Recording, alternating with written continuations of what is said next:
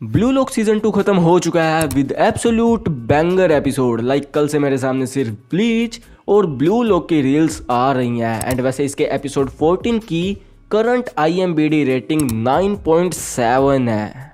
तो आखिर इस एपिसोड एंड बाकी ये सारे एपिसोड्स में क्या फ़र्क है, क्योंकि गोल उनमें भी काफ़ी एपिक एंड लेजेंडरी वाले थे। वेल तो जो चीज़ इस एपिसोड को एब्सोल्यूट सिनेमा बना देती है वो है इसकी एनिमेशन। अब देखो, मुझे नहीं पता कि इनके प्रोडक्शन के साथ इस बार क्या दिक्कत हुई है। एक तो तुमने भी इंटरनेट पे कहीं ना कहीं देख ही लिया होगा कि लोग बोल रहे हैं इसके सीज़न 2 को एक ही बंदे ने एनिमेट किया है। अब आई डोंट नो कि ये कितना सच है, क्योंकि मुझे इसका कहीं भी ऑफिशियल रेफरेंस नहीं मिला।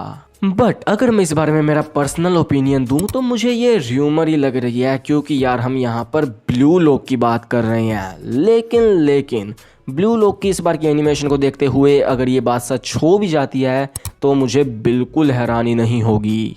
खैर, अभी के लिए पास्ट को भूल के let's talk about blue lock season 2 finale, यानी कि एपिसोड 13 एंड एपिसोड 14। एंड भाई इनके लिए मेरे पास सिर्फ एक ही शब्द है, गूस बम्प्स। मतलब मैं रात को 11 बजे ठंड में रिजाई से निकलकर चिल्ला रहा हूँ। एंड मुझे खुद नहीं पता कि मैं ऐसा क्यों कर रहा हूँ। इस एपिसोड का इतना इम्पैक्ट था।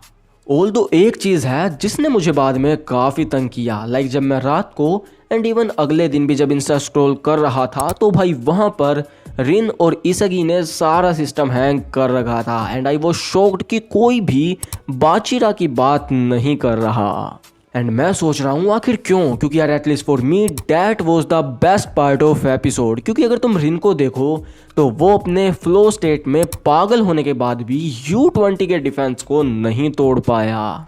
एट एंड उसे आइक ने रोक ही दिया, लेकिन भाई बाचिरा उस बंदे ने no ploy no decoy single handedly U20 के डिफेंस को रगड़ा है, इंक्लूडिंग आइक एंड देयर गोली। अब देखो, वैसे तो लास्ट मैच में जो चीज़ें हुई हैं उनके अंदर लॉजिक ढूंढने का कोई फ़ायदा नहीं है, लेकिन still the only logical reason I can think about Bachira's miss is कि राइटर चाहता था कि लास्ट गोल इसगी करे। आई मीन बाचिरा का गोल रोका भी किसने है? सैंडो, जिसकी सिर्फ इस मोमेंट के अलावा पूरे मैच में इससे पहले और इसके बाद सिर्फ बेइज्जती हुई है। उसने बाचिरा का गोल सेंस कर लिया जिसको आइक भी सेंस नहीं कर पाया था। वेल, सैंडो इस मैच में इतना यूजलेस था कि आइक, जिसको फॉरवर्ड पोजीशन छोड़े हुए काफ़ी टाइम हो गया है, वो सैंडो से अच्छा फॉरवर्ड खेल रहा था। And let me remind you कि इस मैच से पहले सैंडो U20 का एज था।